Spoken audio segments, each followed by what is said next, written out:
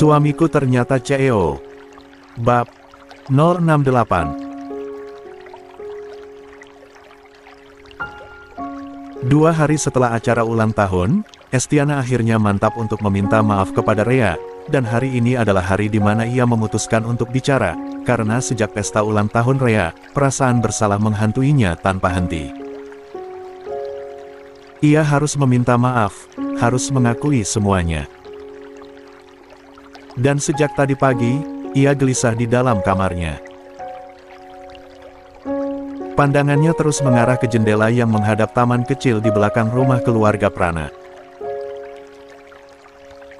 Ia tahu Rhea sering berada di sana bersama Nyonya Diana saat sore hari, menikmati udara segar. La terus memperhatikan gerak-gerik Rhea, memastikan wanita itu benar-benar sendirian. Ketika akhirnya sore tiba, Estiana melihat Rhea melangkah ke taman. Sendiri. Ini saatnya. Dengan langkah ragu namun pasti, Estiana meninggalkan kamarnya. Napasnya terasa berat, dan telapak tangannya dingin oleh keringat. Setiap langkah menuju taman terasa seperti hukuman panjang yang tidak pernah berakhir. Tapi ia tahu ini harus dilakukan. Di taman itu, beberapa bunga warna-warni bermekaran, dan ada beberapa kursi taman yang terletak di sudut yang teduh. Rhea berdiri di sana, memandang ke arah bunga yang bergoyang tertiup angin sore. "Rhea, aku ingin bicara," ucap Estiana. Suaranya hampir tenggelam oleh suara gemerisik dedaunan dan burung yang terbang di sekitar taman. Rhea tetap diam, tidak menoleh sedikit pun. "Langsung saja. Aku tidak punya banyak waktu," jawabnya dingin. Estiana menarik napas dalam-dalam. Kalimat yang telah ia ulang-ulang dalam pikirannya terasa sulit untuk keluar. Ia merasa tenggorokannya tercekat, tetapi ia harus melanjutkan. Aku ingin meminta maaf," katanya dengan nada bergetar, meski suaranya terdengar lebih rendah dari biasanya. "Aku tahu aku sudah melakukan hal yang tak termaafkan. Aku yang membayar preman itu." Untuk suaranya tiba-tiba menghilang. Matanya menunduk, enggan bertemu dengan pandangan Rhea yang tajam. Rhea akhirnya berbalik, memandang Estiana dengan tatapan tajam yang penuh dengan emosi. "Untuk apa, Estiana? Katakan saja. Aku ingin mendengarnya dari mulutmu." Estiana menunduk lebih dalam. Tangan gemetar menggenggam ujung bajunya. "Untuk mencelakakanmu," katanya lirih. "Aku tidak berpikir jauh saat itu. Aku hanya cemburu. Cemburu." Tawa kecil keluar dari bibir Rhea, tapi tidak ada kehangatan di sana. "Itu saja alasanmu. Kau menghancurkan hidup orang lain hanya karena cemburu. Aku tahu itu tidak cukup." Estiana berseru dengan suara tegas, berusaha menutupi keraguan dalam dirinya. "Aku bodoh, egois, dan jahat. Tapi aku benar-benar menyesal, Rhea. Aku hanya tidak bisa menahannya. Saat itu, aku sadar Adnan masih belum bisa melupakanmu." Rhea mengerutkan kening. "Apa maksudmu?" Estiana menatapnya, tanpa mengangkat pandangannya. "Adnan, dia mungkin bersama denganku, tapi hatinya tidak pernah benar-benar ada untukku. Aku tahu dia masih mencintaimu, dan aku tidak bisa menerimanya. Kau tidak tahu bagaimana rasanya bersama seseorang yang terus melihat orang lain di matanya." Rhea terdiam sejenak, tetapi matanya tidak melembut. "Jadi, aku berpikir," lanjut Estiana dengan suara lebih keras, "kalau aku menghancurkan kehormatanmu, dia akhirnya akan melupakanmu. Dia tidak akan lagi menganggapmu sempurna. Itu satu-satunya cara yang bisa kupikirkan. Rea mendekat, jaraknya kini hanya sejengkal dari Estiana. Jadi, kau pikir dengan menghancurkanku, hidupmu akan lebih baik. Kau pikir aku akan menjadi alat untuk menyelesaikan masalah pernikahanmu yang berantakan. Estiana tidak menjawab, tetap menunduk. Ia merasa terlalu angkuh untuk menunjukkan kelemahan di depan. 40. Rea, meskipun hatinya sedikit tergerak. Kau tahu, Estiana, lanjut Rea dengan nada dingin, apa yang kau lakukan bukan hanya menghancurkan kehormatanku, tapi juga mengungkapkan betapa kecilnya dirimu. Kau tidak hanya egois, kau pengecut. Estiana mengangguk pelan. Aku tahu. Aku tahu aku tidak pantas dimaafkan. Tapi aku hanya ingin kau tahu bahwa aku menyesal. Rea memandangnya lama, kemudian berkata, kau tahu kenapa aku tidak melaporkanmu? Karena ibu dan Kak Julia. Mereka tidak pantas menderita karena kebodohanmu. Tapi aku ingin kau tahu, Estiana, aku tidak butuh penyesalanmu. Aku butuh tindakanmu. Jangan berikan aku alasan untuk melanggar janjiku ini. Rea berbalik dan berjalan pergi. Langkahnya mantap, meninggalkan Estiana yang berdiri membeku, tubuhnya terasa berat, masih menunduk tanpa berani menatap Rea. Pergilah. Dan pikirkan baik-baik ucapanku, tegas Rea lalu Estiana segera meninggalkan tempat itu. Setelah pertemuan itu, Estiana ke kamarnya dan merebahkan diri di tempat tidur, membiarkan pikirannya terombang-ambing. Ada rasa lega di satu sisi, tetapi di sisi lain, hatinya terasa kosong. Ia telah mengakui semuanya, tetapi hubungan dengan Rea jelas tidak akan pernah sama. Saat ia mencoba menenangkan dirinya, ponselnya tiba-tiba berdering. Nama Adnan muncul di layar. Estiana menatap layar itu lama, mencoba memutuskan apakah ia harus mengangkatnya atau tidak. Dengan enggan, ia akhirnya menekan tombol hijau. Ada apa, Adnan? Tanyanya dingin. Estiana, suara Adnan terdengar tegas di ujung telepon. Aku butuh bantuanmu. Estiana mendengus. Bantuan? Kau bercanda. Setelah apa yang kau lakukan padaku, kau masih punya keberanian untuk meminta bantuan. Bukan tentang kita, potong Adnan. Aku butuh akses masuk ke pesta pertunangan Laudia minggu depan. Untuk apa? Tanya Estiana curiga. Itu urusanku, jawab Adnan tegas. Kau hanya perlu memastikan aku bisa masuk. Tidak. Estiana menjawab cepat. Aku tidak akan membantumu. Keheningan sejenak sebelum Adnan berbicara lagi, kali ini dengan nada dingin. Kalau begitu, mungkin aku harus memberitahu keluarga Prana tentang dirimu. Tentang bagaimana kau membayar preman untuk mencelakai Rea. Darah Estiana terasa membeku. Kau, dari mana kau tahu itu? Bisiknya. Ada banyak cara untuk tahu, jawab Adnan santai. Kau pikir tidak ada yang akan tahu rahasiamu? Jangan naif, Estiana. Adnan, jangan lakukan ini, suaranya mulai bergetar. Kalau begitu bantu aku, potong Adnan tajam. Pastikan aku bisa masuk ke pesta. Itu saja. Kau tahu apa yang harus kau lakukan. Untuk apa kau ingin masuk? Apa ini tentang Rea? Tanya Estiana penuh curiga. Adnan tertawa kecil, tetapi tidak menjawab. Itu bukan urusanmu. Yang perlu kau tahu, kau akan kehilangan semuanya jika kau tidak membantu. Terdengar bunyi klik, tanda Adnan telah menutup telepon.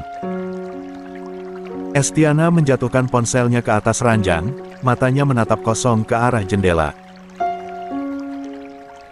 Di dalam hati, ia bertanya-tanya apa yang sebenarnya direncanakan Adnan. Dan lebih dari itu, ia mulai merasa bahwa ini bukan akhir dari masalah melainkan awal dari sesuatu yang lebih besar dan lebih berbahaya. 41. Malam tiba. Setelah makan malam, Abi dan Rea sholat Isya bersama di bawah bersama semua keluarga. Selesai sholat berjamaah bersama, Abi dan Rea kembali ke kamar mereka. Malam sudah semakin larut, dan angin malam yang sejuk menambah kedamaian di dalam kamar. Abi menutup pintu dengan lembut, memastikan suasana tetap tenang. Rea duduk di sisi tempat tidur, memandangnya dengan senyuman lembut di wajahnya yang berseri, meskipun perutnya yang kini membesar mulai memberi sedikit beban. Abi mendekat, perlahan duduk di samping Rea, satu lalu mengambil tangan Rea dengan penuh perhatian. Ia merasakan getaran lembut di telapak tangannya, dan dalam sekejap, perasaan kasih sayang itu mengalir deras. Wajah Abi begitu penuh dengan cinta, apalagi ketika matanya tertuju pada perut Rea yang semakin membesar tanda kehadiran kehidupan baru yang segera mereka sambut. "Bagaimana sayang, kamu merasa nyaman?" tanya Abi lembut, mengusap perlahan punggung tangan Rea. "Ya," jawab Rea, matanya tetap tak lepas dari Abi, yang kini menatapnya penuh kasih. Abi tersenyum, sedikit tertawa kecil. "Bagaimana kalau kamu membuatkan aku susu dan kue? Rasanya ingin sekali menikmati waktu bersama kamu, hanya berdua." Rea terkekeh mendengarnya, merasa heran. "Susu dan kue? Mas Abi, kamu kenapa jadi manja begini?" Abi tersenyum lebar. "Siapa tahu. Terkadang aku suka hal-hal kecil seperti itu. Kamu yang membuatkannya, kan?" Rea mengangkat alis, bingung. Biasanya, Abi yang dingin dan penyayang itu tidak pernah bersikap seperti ini. Tapi, entah kenapa, kali ini ia tak bisa menolak permintaan suaminya yang manja itu. Akhirnya, Rea bangkit dari tempat tidur dan berjalan menuju dapur. Saat ia mulai menyiapkan susu dan kue, Abi mengikuti di belakangnya, memeluknya dari belakang dengan tangan yang besar dan hangat memegang perut besarnya. Rea yang semula terkejut hanya bisa tertawa kecil. "Mas Abi, kenapa jadi seperti ini?" "Karena aku ingin kamu tahu," Abi berbisik di telinga Rea. "Aku akan selalu ada untukmu, meski aku tak selalu bisa mengungkapkannya dengan kata-kata." Abi dan Rea duduk bersama di meja makan kecil di dapur, masing-masing dengan secangkir susu hangat di tangan dan potongan kue lezat di piring. Lampu dapur yang redup memberi nuansa hangat pada suasana malam itu. Rea menatap Abi, yang duduk di depannya dengan senyuman lembut. Tiba-tiba, ia merasa sangat damai, jauh dari kekhawatiran dunia luar. Hanya ada mereka berdua di dunia ini, dalam kehangatan rumah mereka yang penuh dengan cinta. Lalu Abi tiba-tiba meminta disuapi kue, dan Rea segera menyuapi suaminya dengan kue buatannya. "Mas Abi, kamu memang manja ya?" Rea bertanya sambil tertawa pelan, menyesap susu yang masih hangat. "Itu." Abi hanya tersenyum, menatap istrinya dengan mata penuh kasih sayang. "Terkadang," jawabnya singkat, lalu menggigit kembali sepotong kue yang diberikan istrinya. Aku hanya ingin menikmati momen kecil seperti ini denganmu, Rhea. Tanpa gangguan. Rhea mengangguk, menatap suaminya yang biasanya terlihat tegas dan penuh kontrol, kini bersikap lebih lembut. Aku senang kamu bisa seperti ini, kata Rhea, suaranya terdengar tulus. Mungkin selama ini aku terlalu fokus pada kekhawatiran tentang semuanya. Tentang masa depan kita, dan segala hal yang tak bisa kita kendalikan. Abi meletakkan cangkir susu di meja, kemudian meraih tangan Rhea. Kita memang tak bisa mengontrol semua hal, Rhea sayang. Tapi satu hal yang pasti, aku akan selalu ada di sini untukmu. Aku akan selalu berusaha memberi yang terbaik untukmu dan untuk keluarga ini. Rhea menatap Abi dengan tatapan lembut, merasakan kedalaman kata-kata suaminya yang begitu penuh. 42. Makna. Aku merasa sangat diberkati oleh Allah SWT, Mas. Allah memberikan banyak berkah untukku, kata Rhea dengan suara pelan. Terkadang aku merasa takut tentang apa yang akan datang, tapi denganmu, aku merasa bisa menghadapi semuanya. Abi memiringkan kepala sedikit, menatap wajah Rhea dengan penuh cinta. Aku juga, jawabnya dengan lembut. Jangan khawatir. Apapun itu, kita akan melewati semuanya bersama-sama. Rhea tersenyum, matanya berbinar dengan cinta. Mereka berdua saling menatap sejenak, menikmati kedamaian yang hanya mereka rasakan di dalam ruang ini. Setelah beberapa saat, Abi mengangkat cangkir susu lagi, menyodorkannya ke arah Rhea. Ini susu hangat favoritku. Aku ingin kita minum ini bersama-sama, ujarnya sambil tersenyum. Rhea menerima cangkir itu dan bersama-sama mereka mengangkat cangkir mereka ke udara, seolah memberi penghormatan kepada kebersamaan mereka. Untuk kita, Rhea berkata sambil tersenyum. Untuk si kembar, jawab Abi, menatapnya dengan penuh cinta. Mereka menyentuhkan cangkir mereka, menikmati momen kecil ini dengan rasa syukur yang mendalam. Kue yang manis di piring, susu yang hangat, dan perasaan yang menyatu di antara mereka, semua itu membuat malam ini terasa sempurna. Dalam keheningan yang nyaman, mereka melanjutkan menikmati setiap suapan kue dan tegukan susu, merasakan kebahagiaan yang sederhana namun luar biasa. 43. Acara pertunangan Laudia dan Gio digelar di Hotel Prana, tempat megah yang dimiliki oleh Abi dan didukung oleh keluarga kaya dari pihak Satria, ayah Gio.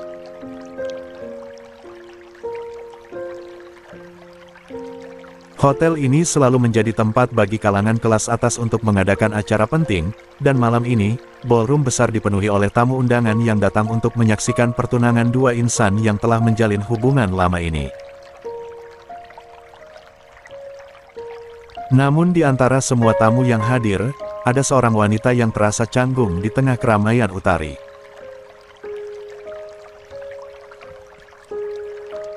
Wajahnya tampak gelisah, dan meskipun ia sudah berusaha untuk tidak memikirkan masa lalunya, ingatan tentang perbuatannya yang menyebabkan kecelakaan Laudia tak pernah hilang dari benaknya.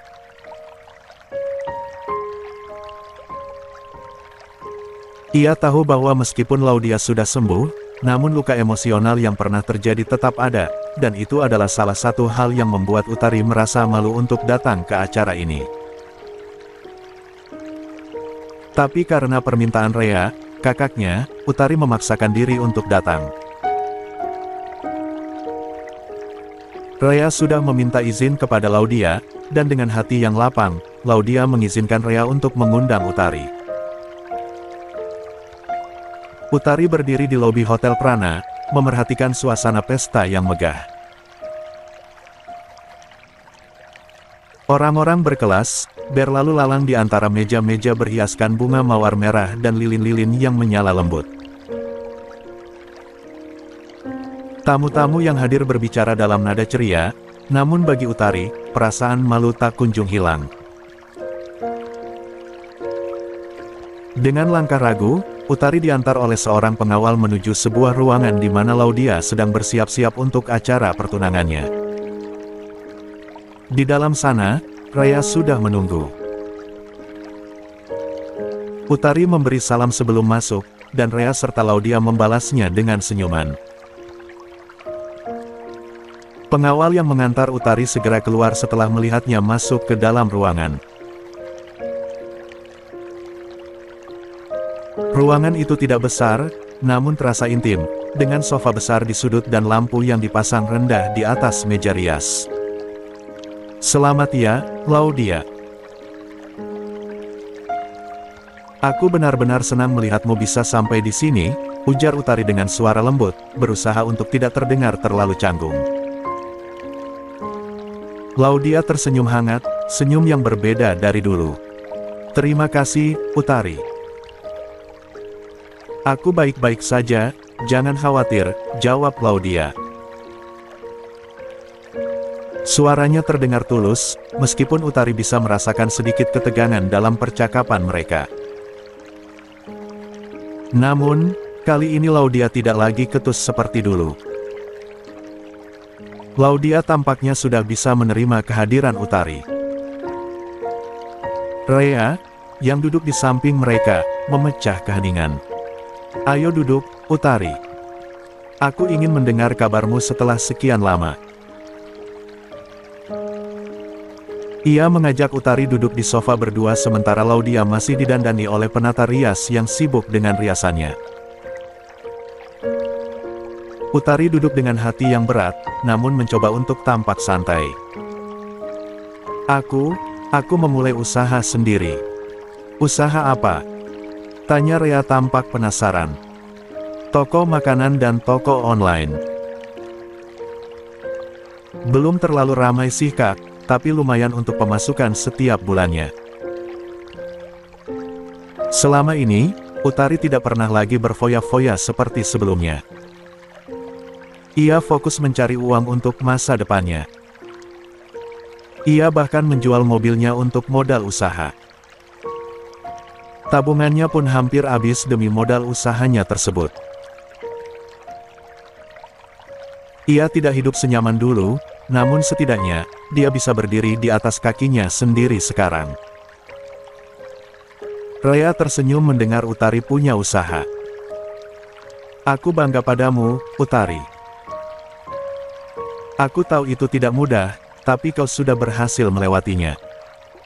Aku yakin kamu akan terus sukses. Raya tampaknya benar-benar menghargai perjalanan yang sudah dilalui oleh Utari. Di luar, suasana pesta semakin meriah, dengan tamu yang datang silih berganti. Namun di antara keramaian itu, ada seorang pria yang berdiri dengan sikap tenang namun jelas terlihat tak merasa berada di tempat yang tepat. Adnan. Ia datang bersama Mila, temannya Estiana, yang menjadi perantara dalam rencananya. Sebagai seseorang yang tak diundang, Adnan tahu bahwa kehadirannya bisa menimbulkan masalah, terutama dengan hubungan yang kurang baik antara dirinya dan keluarga Prana. Tapi ia datang dengan maksud tertentu, dan Mila. 44. Yang diundang oleh Laudia, adalah cara untuk masuk ke dalam pesta. Mila yang tampaknya tidak nyaman membawa Adnan ke dalam pesta, berbicara pelan sebelum mereka memasuki ballroom. Adnan, aku benar-benar tidak yakin dengan ini. Hubunganmu dengan keluarga Prana kan tidak baik. Aku khawatir kalau ada masalah nanti. Mila berkata dengan wajah cemas, menatap Adnan yang berdiri tegak di depannya. Tenang saja, Mila. Aku tahu bagaimana cara menghadapinya. Estiana yang minta tolong padamu, kan? Kita hanya perlu melewati pintu penjaga, dan setelah itu aku akan urus sendiri. Percayalah, semuanya akan baik-baik saja, jawab Adnan, meyakinkan Mila meskipun hatinya juga sedikit ragu. Mila menghela napas berat dan akhirnya setuju. Mereka berdua melewati pintu penjaga pesta dan berhasil masuk. Setelah itu, mereka berpisah. Mila menuju Estiana yang sudah menunggu di antara kerumunan, sementara Adnan hanya berdiri di tengah tamu undangan, berusaha mencari Rea dengan matanya. Ia tahu bahwa Rea sekarang sangat keras kepala dan tidak akan mau menemuinya meski ia meminta dan memohon. Oleh sebab itu, ia akan menemui wanita itu tanpa izin. Di dalam ruangan, suasana semakin hangat. Rea kembali berbicara dengan Utari, sementara Laudia mulai selesai dengan riasannya dan bersiap-siap menuju area acara utama. Ayo, kita tidak mau terlambat, kata Laudia, menyeka wajahnya dengan tisu ringan. Akhirnya mereka meninggalkan ruangan itu menuju ruang pesta yang sudah diramaikan oleh para tamu dan keluarga. Rea membawa Laudia ke panggung di mana Gio sudah menunggunya di sana, lalu ia kembali berada di sisi Abi yang sejak tadi berdiri bersama Mama Julia dan Pak Satria. Nyonya Diana yang tidak bisa berdiri tegak lagi, terpaksa harus duduk di kursi roda. Di tengah kemeriahan pesta, perhatian semua tamu terfokus pada panggung tempat Laudia dan Gio berdiri, siap untuk melaksanakan upacara tukar cincin. Momen itu begitu sakral, dengan seluruh keluarga dan sahabat terdekat hadir, memberikan dukungan dan doa terbaik untuk pasangan yang sedang bersiap membangun masa depan mereka bersama. Di antara tamu yang hadir, beberapa wajah yang dikenal oleh Laudia berdiri dengan penuh kebanggaan. Mama Julia dan Pak Satria, orang tua Gio, berdiri di samping panggung, menyaksikan dengan penuh kebahagiaan. Pak Hedi dan Bu Ranti, orang tua Laudia, juga tampak berdiri di dekat mereka, tersenyum lebar menyaksikan anak mereka akhirnya menjalani salah satu momen terpenting dalam hidupnya. Laudia merasa haru saat melihat kedua orang tuanya berdiri begitu bangga. Mereka tidak hanya memberikan restu, tetapi juga hadir dengan penuh kasih sayang, mendukungnya dalam setiap langkah hidup yang ia pilih. Kemudian, Elia maju dengan langkah anggun. Dengan penuh kehormatan, ia menyerahkan cincin pertunangan yang akan dipakai oleh Laudia. "Selamat, Kak Laudia," kata Elia dengan suara lembut, memberikan cincin itu dengan penuh rasa hormat. Laudia menerima cincin itu dengan tangan yang sedikit gemetar, namun senyum yang tulus terpancar di wajahnya. "Terima kasih, Elia. Semoga kita selalu saling mendukung," jawab Laudia dengan hangat. Momen yang begitu emosional itu semakin dipenuhi dengan kebahagiaan saat Nyonya Diana, nenek Gio yang selalu menjadi panutan keluarga, didorong mendekat untuk memberikan ucapan selamat. Dengan elegan dan penuh kebijaksanaan, Nyonya Diana memeluk Laudia dengan penuh rasa sayang, mencium pipinya dengan lembut. "Selamat, sayang. Semoga kalian berdua selalu bahagia," kata Nyonya Diana dengan suara penuh kelembutan. Laudia tersenyum lebar, merasa diberkati oleh ucapan Nyonya Diana yang selalu bijaksana. Tidak jauh dari sana, Bu Donna dan Pak Edward, orang tua Rea, juga hadir dengan senyum bangga. Mereka mendekat untuk memberikan selamat kepada Laudia. Bu Donna merangkul Laudia dengan penuh kehangatan. "Kamu sudah tumbuh menjadi wanita yang luar biasa, Laudia. Tante bangga padamu," kata Bu Donna dengan mata berbinar. Pak Edward juga memberikan pelukan hangat, menambahkan, "Selamat, Laudia. Semoga kalian berdua selalu diberkahi." Abi yang ada di sana berjalan ke arah Gio dan memberikan ucapan selamat dengan penuh kebanggaan. "Akhirnya, kamu sampai di sini juga, Gino." 45. "Gio, Paman." "Bukan Gino," protes Gio yang tidak suka dipanggil Gino. Abi malah tersenyum kecil lalu mengucapkan selamat pada keponakannya. Oke, Gio. Selamat, semoga hubungan kalian langgeng, dan jangan pasanganmu dengan baik. Kalau tidak, Reaku bisa mengamuk nanti, kata Abi sambil menepuk pundak Gio dengan lembut. Ini pertama kalinya Abi memanggil Gio dengan sebutan yang diinginkan Gio dan itu membuat Gio terharu karena selama ini pamannya tak mau mendengarkannya. Selalu seenaknya. Gio pun tersenyum bangga dan mengangguk. Terima kasih, Paman. Aku berjanji akan menjaga Laudia dengan sepenuh hati. Sekitar mereka, suasana terasa semakin hangat dan penuh kasih. Namun, di tengah kebahagiaan itu, Rea, yang berdiri di samping Laudia, tidak bisa menahan diri untuk memberikan sedikit candaan. Laudia, calon keponakan tante. Senang banget ya akhirnya kamu bertunangan dan bulan depan sudah resmi menjadi keponakanku, katanya dengan senyuman nakal, menggoda Laudia yang sudah seperti kakak sendiri. Laudia tertawa dan menggoda balik. Iya dong. Sebentar lagi, aku akan memanggilmu Aunty Rea seperti Elia, dan semua orang akan iri padaku karena punya mertua sefrekuensi, ucap Laudia dengan ekspresi nakal, membuat suasana semakin ceria. Semua orang yang mendengar percakapan itu tertawa, menikmati momen ringan di tengah acara yang begitu serius. Laudia dan Rea saling bercanda, menikmati momen kebersamaan yang sudah lama mereka nantikan. Setelah tukar cincin selesai, Gio dan Laudia berdiri berdampingan, tangan mereka saling bergenggaman erat. Mereka berdiri di tengah keluarga dan sahabat yang menyayangi mereka, memberikan doa restu dan ucapan selamat. Acara pertunangan itu berlanjut dengan penuh keceriaan, dan semua orang yang hadir merayakan kebahagiaan pasangan tersebut.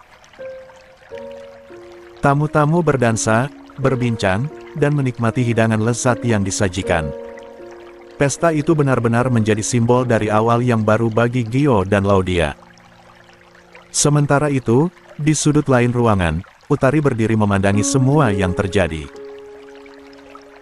Ia merasa senang melihat Laudia akhirnya menemukan kebahagiaannya, meskipun masih ada perasaan tidak selesai di dalam hatinya. Namun, melihat senyum bahagia di wajah Laudia, Utari merasa bahwa semuanya sudah berjalan seperti mestinya. Utari menatap Rea, yang sedang berbincang dengan Gio, dan merasa bahwa perjalanan mereka, baik itu masa lalu maupun masa depan, adalah bagian dari takdir yang tak bisa dihindari. Aku sudah merelakannya.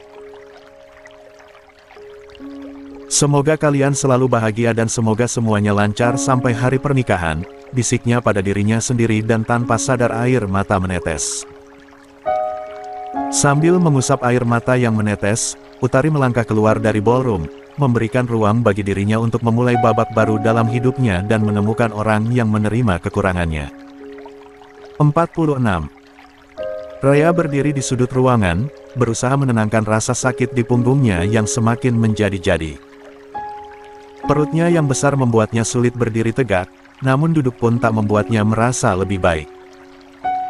Sesekali ia mengusap punggungnya sambil melirik ke arah suaminya yang sibuk berbincang dengan beberapa tamu. Elia, yang berdiri tak jauh darinya, memperhatikan kondisi Rea dengan khawatir. Rea, kamu kelihatan gak nyaman. Apa sakit lagi? Tanyanya lembut. Rea mengangguk pelan, mencoba tersenyum untuk menutupi rasa lelahnya. Punggungku sakit banget. Aku rasa aku nggak bisa lama-lama di sini. Elia langsung berinisiatif. Kalau begitu, aku antar kamu ke kamar. Kamu butuh istirahat. Rea ragu sejenak. Ia menoleh ke arah Abi, ingin meminta izin terlebih dahulu. Aku harus bilang ke Mas Abi dulu.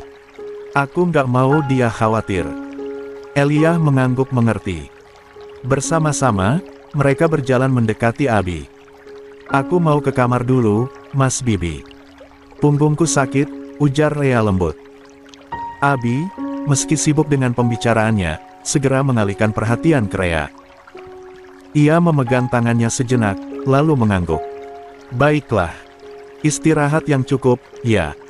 Elia, tolong temani dia. Dengan izin Abi, mereka meninggalkan pesta. Namun, seseorang memperhatikan langkah mereka dengan tatapan tajam. Adnan yang sedari tadi berada di sudut ruangan, mengikuti mereka secara diam-diam. Estiana, yang kebetulan melihat Adnan bergerak mengikuti Rea dan Elia, sempat mengernyitkan dahi. Namun, melihat Rea bersama Elia, ia mengabaikan kecurigaannya dan kembali mengobrol dengan Mila. Setelah tiba di kamar, Rea segera membaringkan tubuhnya di atas kasur. Ila mendesah lega, merasakan nyeri di punggungnya sedikit menereda. Elia, kamu kembali saja ke pesta. Aku nggak apa-apa di sini, kata Rea sambil menutup matanya. Yakin kamu nggak apa-apa sendiri? Tanya Elia memastikan. Rea tersenyum lemah. Aku cuma mau tidur sebentar. Kalau ada apa-apa, aku telepon kamu atau Mas Abi. Elia akhirnya meninggalkan kamar, memastikan pintu terkunci sebelum kembali ke pesta. Rea, yang mulai merasa nyaman, memejamkan matanya. Namun, beberapa menit kemudian, suara ketukan pintu membangunkannya. Dengan setengah sadar, ia berjalan menuju pintu. Elia, lupa sesuatu, ya? Gumamnya sambil membuka pintu. Betapa terkejutnya ia saat melihat Adnan berdiri di hadapannya. Adnan, apa yang kamu lakukan di sini? Tanya Rea tajam. Adnan tidak menjawab. Ia langsung mendorong pintu dan melangkah masuk. Adnan, keluar. Apa-apaan ini? Seru Rea marah, tetapi Adnan tak menggubris. Aku cuma ingin bicara, Rea. Aku mohon, dengarkan aku, katanya memohon.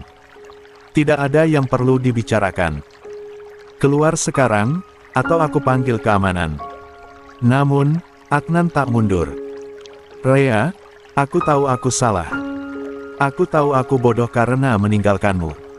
Tapi aku nggak bisa hidup tanpa kamu. Tolong, beri aku kesempatan.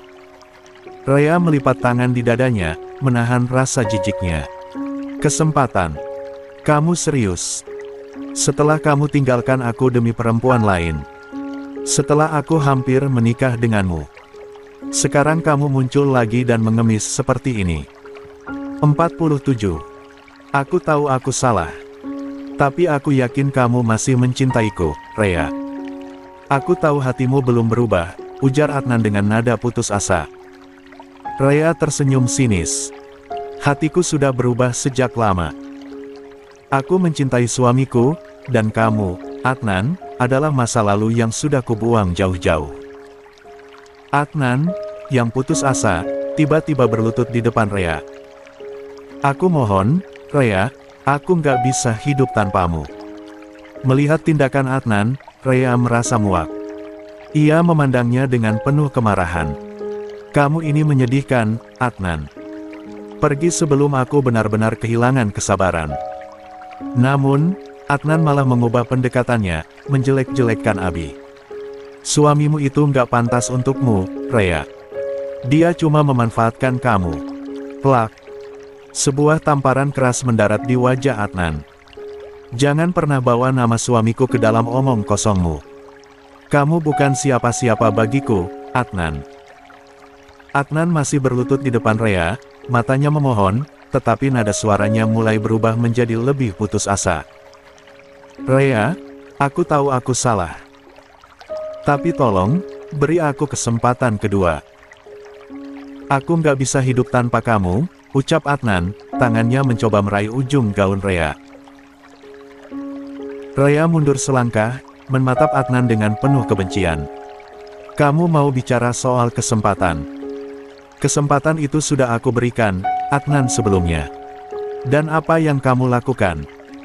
Kamu menghancurkannya, seperti kamu menghancurkan aku. Adnan menunduk, lalu mendongak lagi dengan ekspresi sedih. Aku bodoh waktu itu, Rea. Aku nggak tahu apa yang aku punya sampai aku kehilangannya. Aku sadar aku salah memilih orang lain. Perempuan itu nggak seperti kamu. Jangan bandingkan aku dengan siapapun. Aku bukan tempat pelarianmu setelah hidupmu hancur, kata Rea tajam. Namun, Adnan tetap tidak menyerah. Kamu nggak ingat semua yang kita lalui bersama. Aku tahu kamu masih mencintaiku, Rhea. Itu sebabnya kamu terlihat marah. Kalau kamu benar-benar nggak peduli, kamu nggak akan serapi ini menutup hati untukku. Rhea tertawa sinis. Marah? Ya, aku marah. Bukan karena aku masih cinta, tapi karena aku jijik melihatmu. Aku jijik karena kamu berani datang ke sini, mengganggu hidupku, bahkan setelah semua luka yang kamu tinggalkan. Adnan menghela napas panjang, lalu berdiri. Aku tahu aku nggak pantas. Tapi aku nggak bisa menyerah begitu saja. Aku akan menunggu kamu berubah pikiran, Rhea. Aku yakin kamu akan sadar bahwa Abi nggak bisa mencintaimu seperti aku. Keluar dari kamar ini, ujar Rhea dengan suara bergetar, namun penuh ketegasan. Adnan mencoba menahan emosinya. Napasnya terdengar berat, seperti menahan ledakan emosi yang membuncah. Kamu selalu seperti ini, Rhea. Tegas, keras kepala, dan berpikir kamu selalu benar. Kamu bahkan gak mau mendengarkanku sedikit pun, katanya sambil menatap Rhea tajam. Rhea menahan diri, berusaha untuk tidak terpancing. Aku gak perlu mendengarkanmu. Apa yang kamu lakukan dulu sudah cukup menjelaskan semuanya. Kamu menghancurkan semuanya demi perempuan lain, lalu sekarang kamu datang dan bicara soal cinta. Adnan menggeleng, nadanya berubah menjadi lebih tajam. Kamu pikir hidupku mudah setelah itu? Aku menderita, Rhea. Setiap hari aku menyesal. Aku tahu aku salah, tapi aku juga tahu kamu masih menyimpan perasaan untukku. 48. Rhea tertawa getir. Perasaan. Kamu pikir aku masih punya ruang di hati ini untukmu? Tidak, Adnan. Yang tersisa hanyalah rasa muak. Kamu adalah keputusan terburuk dalam hidupku. Adnan maju selangkah, memotong jarak di antara mereka. Jangan bohong, Rhea. Aku bisa lihat itu di matamu. Kamu hanya takut mengakuinya karena ada Abi. Tapi dia nggak pantas untukmu. Dia bahkan gak mencintaimu seperti aku mencintaimu. Mendengar itu, Rhea tak bisa lagi menahan amarahnya. Beraninya kamu bicara soal suamiku. Dia jauh lebih baik darimu. Dia menghargai aku, dia mendukung aku, dan dia menerima aku sepenuhnya, dan kamu libat, aku mengandung anaknya. Rhea menunjuk perutnya dengan gerakan tegas. Adnan mendadak terdiam. Matanya bergerak dari wajah Rhea ke perutnya yang besar. Wajahnya memucat sejenak sebelum berubah menjadi ekspresi marah. Kamu pikir dia benar-benar mencintaimu? Cukup, Adnan. Adnan menatap Rhea dengan mata yang kini dipenuhi kemarahan dan frustrasi. Tangannya mengepal, tapi ia menahan diri. Aku bilang yang sebenarnya, Rhea. Kamu tahu itu. Rhea menunjuk pintu dengan tangan gemetar. Keluar dari kamarku. Sekarang. Namun, Adnan tidak bergeming. Sebaliknya, ia mendekat lagi, kali ini dengan wajah yang tampak lebih dingin. Aku nggak akan pergi, Rhea. Aku nggak akan menyerah sampai kamu mengaku bahwa kamu masih punya perasaan padaku. Rhea mundur selangkah, tubuhnya menegang. Adnan, aku serius. Kalau kamu nggak pergi, aku akan teriak. Teriaklah. Biarkan semua orang tahu bahwa aku ada di sini untuk merebutmu kembali, balas Adnan dengan nada yang kini penuh tantangan. Di luar, terlihat Elia berjalan kembali menuju ke pesta. La menarik napas lega, merasa yakin bahwa Rhea sudah lebih nyaman setelah beristirahat. Namun, saat memasuki ruang pesta, Estiana yang sedang berbicara dengan Mila melihatnya. Loh, kok Elia sendirian? Gumam Estiana, menghentikan percakapannya dengan Mila. Ada apa Esti? Tanya Mila penasaran. Tunggu sebentar Mila. Aku mau ke Elia dulu. Mila mengangguk. Dengan langkah cepat, Estiana mendekati Elia sembari memanggil nama Elia. Elia. Elia menoleh. Iya, ada apa, Kak Esti? Kenapa kamu balik sendiri? Bukannya tadi kamu sama Rhea? Tanya Estiana dengan nada penuh rasa ingin tahu. Oh, iya. Rea minta aku balik ke pesta. Dia mau istirahat sebentar di kamar, jawab Elia santai, sambil melangkah masuk ke ruangan pesta. Namun, jawaban itu justru membuat Estiana merasa tidak nyaman. Pikirannya langsung teringat pada Adnan yang sempat ia lihat mengikuti Elia dan Rea sebelumnya. Rasa khawatir mulai menguasai dirinya. Tanpa mengatakan apapun lagi, Estiana mendekati Abi yang sedang berbicara dengan rekan bisnisnya. Melihat wajah serius Estiana, membuat Abi penasaran namun ia diam saja menatap dingin Estiana.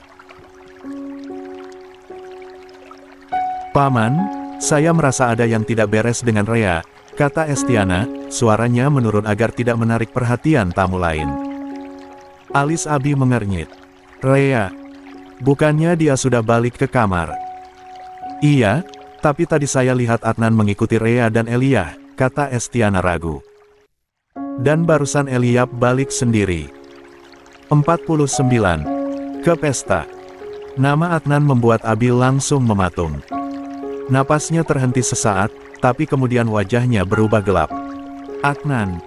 Suaranya rendah dan berbahaya. Iya, saya lihat dia mengikuti mereka.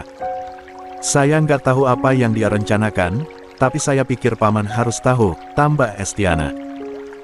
Wajah Abi memerah, rahangnya mengeras. Ia mengepalkan tangan hingga buku-buku jarinya memutih. Beraninya dia muncul lagi setelah semua yang dia lakukan. Suaranya bergetar penuh amarah. Aku sudah bilang dia nggak punya tempat di hidup Rea. Estiana tampak takut sampai ia hanya diam di depan Abi.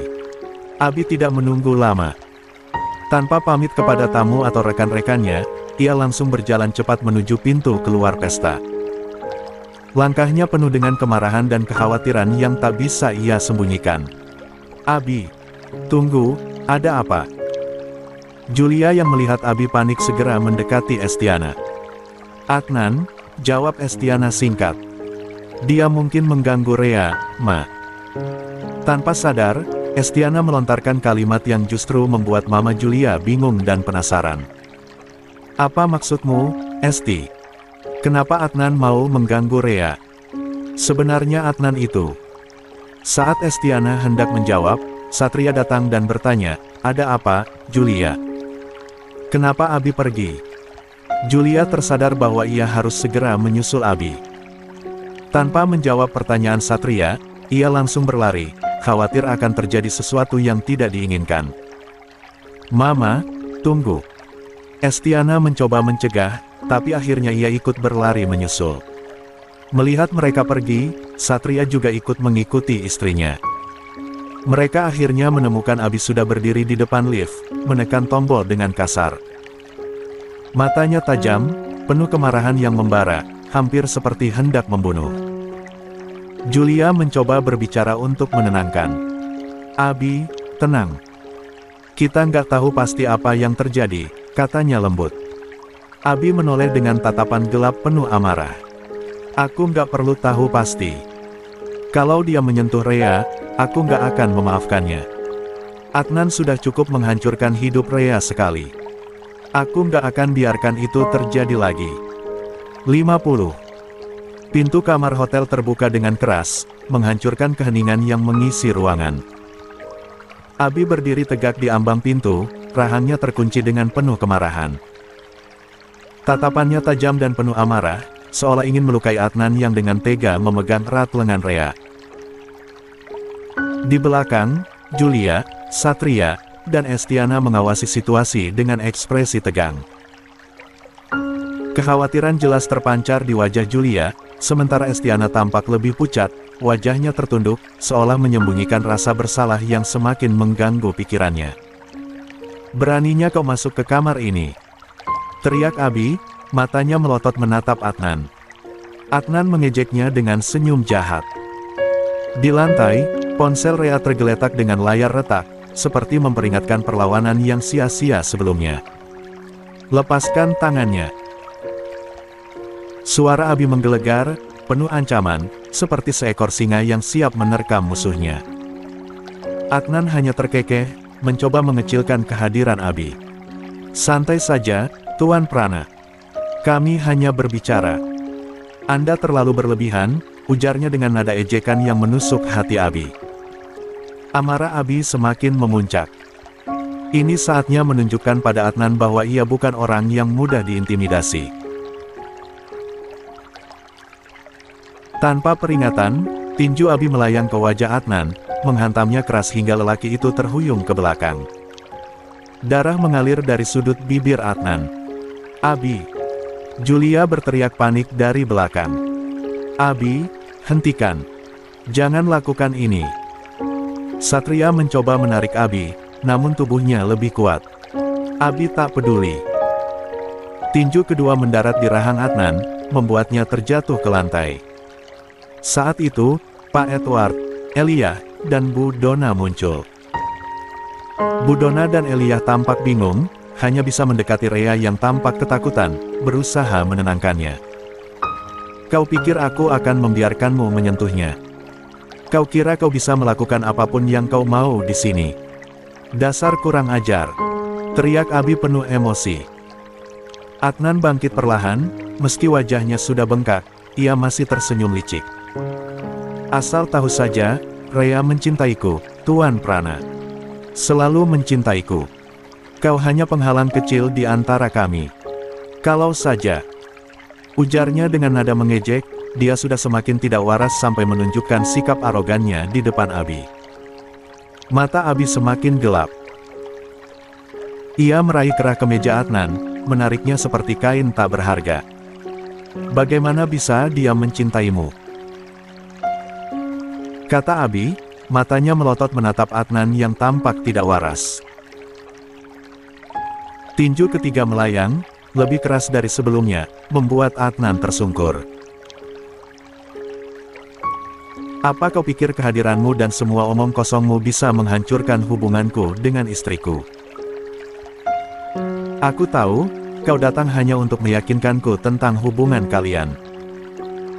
Aku bukan orang bodoh yang mudah percaya begitu saja. Abi terus berusaha meyakinkan dirinya bahwa ia dan Rhea adalah pasangan sejati.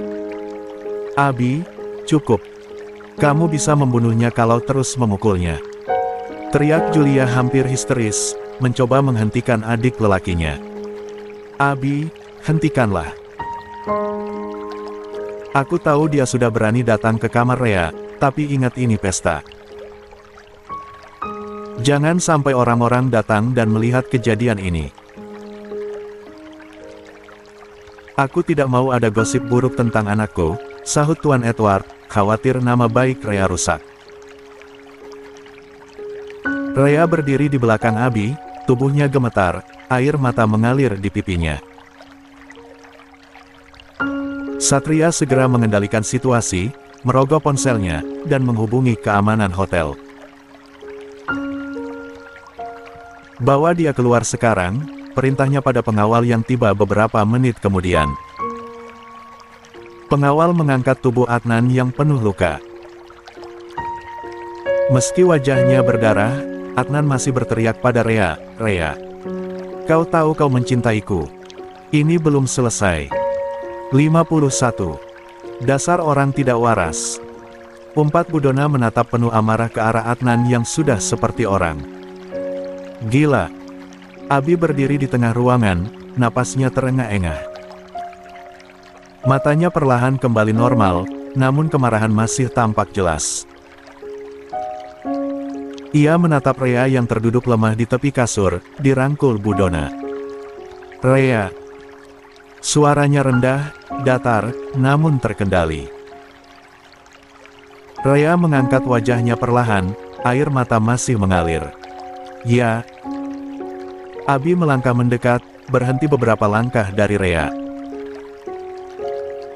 Matanya tajam, seolah mencari tahu apakah istrinya baik-baik saja. Apa dia menyakitimu?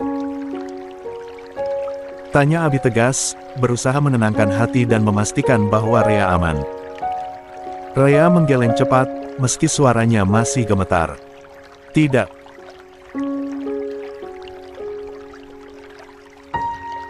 Tapi dia menyentuhmu, dan pergelangan tanganmu juga merah karena perbuatannya, lanjut Abi sembari menatap pergelangan tangan Rea yang memerah akibat cengkraman Adnan, dan dia bicara dengan nada lembut namun penuh kontrol. Rea memegang pergelangan tangannya sembari menjawab, ini tidak apa-apa. Tidak sakit. Meski Rea menjawab bahwa pergelangan tangannya tidak sakit, ia tetap marah karena Adnan telah membuat pergelangan tangan istrinya meninggalkan bekas memerah. Dengan perasaan kasihan yang mendalam, Abi berjongkok di depan Rea, menatapnya dengan lembut sebelum meraih pergelangan tangan Rea. Ia mengelusnya dengan penuh perhatian, mencoba menenangkan hati istrinya yang masih terguncang. Lalu, apa yang dia lakukan? Tanyanya pelan, suaranya penuh kepedulian dan kekhawatiran. Rea menelan ludah, mencoba menenangkan diri sebelum menjawab. Dia memohon agar aku kembali padanya. Dia bilang menyesal dan ingin memperbaiki semuanya. Kau percaya padanya? Tanya Abi, lebih dingin. Rea menggeleng tegas. Tidak. Aku tidak percaya satu kata pun darinya. Aku sudah selesai dengannya sejak lama. Abi mengangguk kecil, seolah mengukur ketulusan Rea. Kalau begitu, kenapa kau membiarkannya masuk ke kamar ini? Aku tidak membiarkannya. Dia memaksa masuk. Aku coba menelepon Mas Abi, tapi... Abi memotong penjelasan istrinya dengan satu gerakan tangan. Ponselmu. Rea menunjuk ke lantai, tempat ponsel itu tergeletak dengan layar retak. Dia merebutnya dariku dan melemparkannya. Rea menatap ponselnya yang hancur, merasa takut dan terluka. Meski sudah berusaha kuat melawan kekerasan, bayangan masa lalunya masih menghantuinya. Elijah mengambil ponsel dari lantai dan menyerahkannya pada Abi. Budona merangkul Rea, mengusap punggungnya dengan lembut. Tenanglah, nak. Kami semua ada di sini. Tidak ada yang bisa menyakitimu. Abi menarik napas panjang, matanya memeriksa tubuh Rea, memastikan tidak ada luka fisik yang mengkhawatirkan. Kau harus lebih berhati-hati, ucapnya tegas, penuh kekhawatiran. Aku tidak akan selalu ada di dekatmu, Rea. Rea merasa terpukul oleh kata-kata suaminya, menyadari bahwa dia belum sepenuhnya menjaga dirinya dan harus belajar lebih mandiri. Aku akan lebih berhati-hati, Mas Abi, jawab Rea dengan suara yang mulai tenang, meski cemas masih mengusik hatinya. Abi juga merasa bersalah karena tidak menempatkan pengawal di dekat istrinya sejak awal. Seharusnya ia melakukannya. Istirahatlah di sini. Tidak perlu ke pesta. Aku keluar sebentar. Sebelum pergi, Abi mengusap kepala Rea. 52.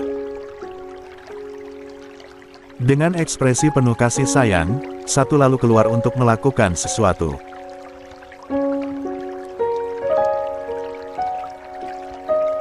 Di dalam, Budona dan Elijah tetap menemani Rea, menyuruhnya berbaring agar bisa lebih tenang. Kami akan selalu ada di sini menemanimu, ucap Elijah, khawatir pada tantenya, yang juga temannya.